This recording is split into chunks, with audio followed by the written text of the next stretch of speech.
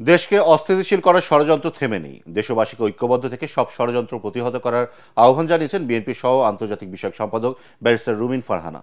তিনি বলেন, ঐক্যের কোনো বিকল্প নেই। বিএনপি 17 বছর অনেক নির্যাতন সহ্য করেছে, সেই লড়াই এখনো চলছে। শনিবার রাতে ব্রাহ্মণবাড়িয়ার সরাইলের চুনটা ইউনিয়ন মুক্তমঞ্চে আয়োজিত জনসমাবেশে প্রধান অতিথির বক্তব্যে তিনি এসব কথা বলেন। রাষ্ট্র সংস্কারে বিএনপির ভারপ্রাপ্ত চেয়ারম্যান তারেক রহমান ঘোষিত 31 দফা বাস্তবায়নের দাবিতে স্থানীয় বিএনপি এ সমাবেশের আয়োজন করে। বিএনপি 17 বছর অনেক নির্যাতন সহ্য করেছে। জনাব তারেক রহমান তার প্রতিটা বক্তৃতায় এখনো বলেন, ষড়যন্ত্র থেমে নাই, ষড়যন্ত্রকারীরাও থেমে নাই।